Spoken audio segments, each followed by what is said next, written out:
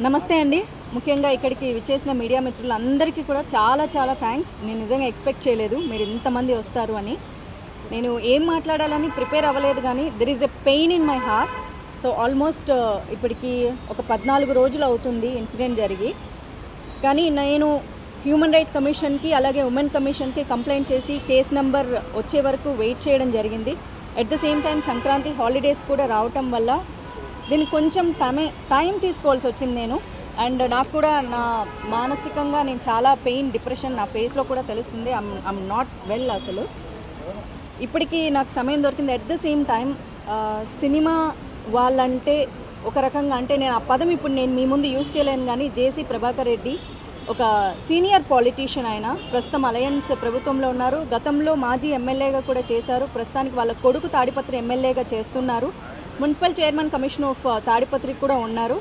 So వారు నా మీద అనవసరమైన వ్యాఖ్యలు చేశారు. మహిళల సంరక్షణ కోసం నేను మాట్లాడడం మాత్రమే జరిగింది తప్ప నేను ఎవ్వరి పేర్లు కూడా మెన్షన్ చేయలేదు.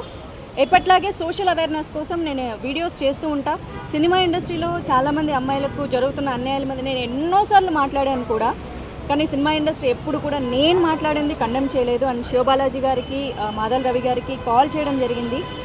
సినిమా ఇండస్ట్రీ అమ్మాయిని అయినందుకు నన్ను పని కట్టుకొని ఇలా అన్నారు. సినిమా షూటింగ్స్లో పూలు చల్లుకోవడం వల్ల వాళ్ళు నేకెడ్గా ఉంటారు అన్న ఒక విషయాన్ని కూడా ఆయన ప్రస్తావించి బాడీ షేమింగ్ చేయడం కానీ, సినిమా క్రియేటివిటీని కించపరచడం కానీ, లేకపోతే సినిమా వాళ్ళు అంటే ఒకసారి సినిమా చేసి మానేస్తే, లేకపోతే సినిమాలు చెయ్యాలంటే కూడా వాళ్ళు ప్రాస్టిట్యూషన్ కిందే లెక్క కడతారు, లేకపోతే వాళ్ళు అదే చేసి బతుకుతుంటారు, బ్రతుకుదెరుకు వాళ్ళకి అదే బ్రతుకుదెరు అని ఆయన పదే పదే మాట్లాడడం. క్షమాపణ 2 రోజుల తర్వాత చెప్పినా సేమ్ ఇష్యూ మళ్ళీ చెప్పారు. వాళ్ళు ఏదో బతుకుదెరువు కోసం చేసుకుంటూ ఉంటారు కానీ నేను అనకూడదు.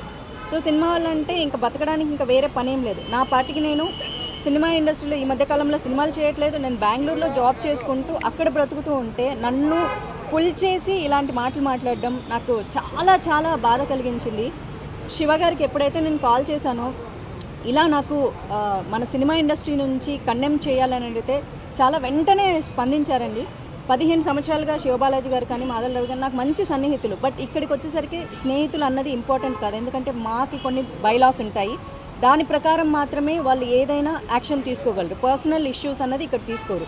ఇది సినిమా ఇండస్ట్రీకి సంబంధించింది. నేను ఇక్కడ సినిమాలు చేశాను కాబట్టి దానికి ఏం కావాలని మొత్తం ఆయన స్టోరీ విన్న తర్వాత హీ సెడ్ ఓకే, ఇది తప్పకుండా నేను రిసీవ్ చేసుకుంటానని చెప్పారు. థ్యాంక్ యూ శివ గారు, థ్యాంక్ యూ సో మచ్. అలాగే మంచు విష్ణు గారితో కూడా మాట్లాడడం జరిగింది. హీ సెడ్ ఓకే అని చెప్పారంట. వెంటనే రెస్పాండ్ అయ్యారు. వితిన్ సెకండ్స్లో రెస్పాండ్ అయ్యారు. చాలా చాలా థ్యాంక్స్. ఎందుకంటే నేను ఈ విషయంలో నిజంగా థ్యాంక్ యూ చెప్పుకోవాలి. రవి గారు థ్యాంక్ యూ అండి.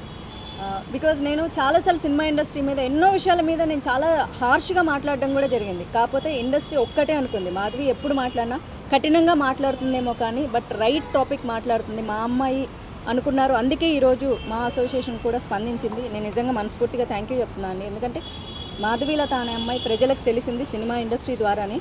ఆ రెస్పెక్ట్ నాకు ఎప్పుడు ఉంటుంది. ఈ రోజుకి నేను ఈవెంట్లు చేయగలుగుతున్నా, డిజిటల్ యాడ్స్ చేయగలుగుతున్నా కేవలం సినిమా ఇండస్ట్రీ వల్లే. నాకు మనీ వస్తుంది, నేను బతుకుతున్నాను. జాబ్ ఉన్నా ఇది కూడా నాకు బ్రతుకు తెరువుకు నాకు చాలా అవసరం అవుతుంది.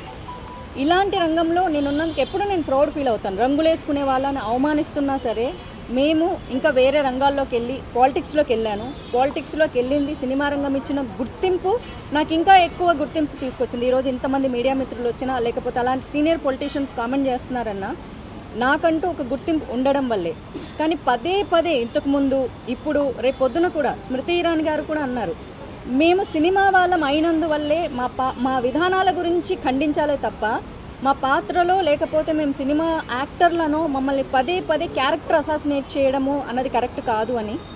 సో ఇంతకంటే నేను ఏం మాట్లాడలేకపోతున్నాను. Because still there is a pain. నేను ఎమోషన్ అవుతూనే ఉన్నాను. ఏడ్చి పెడితే నేను చాలా వీకర్ అనుకున్నా. I'm not weaker, I'm a fighter. నేను ఫైట్ చేస్తాను.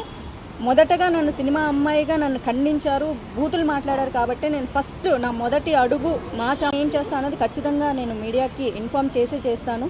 I fight for justice. నాకు ఇలాంటి మాటలు నన్నే కాదు, ఫర్దర్గా ఏ అమ్మాయిని కూడా సినిమా ఇండస్ట్రీలో బయటికి వెళ్ళి పని చేసుకోవడానికి మాకంటూ గౌరవం కావాలన్నదే నా ముఖ్య ఉద్దేశం. అంతకంటే ఇంకేమీ లేదు.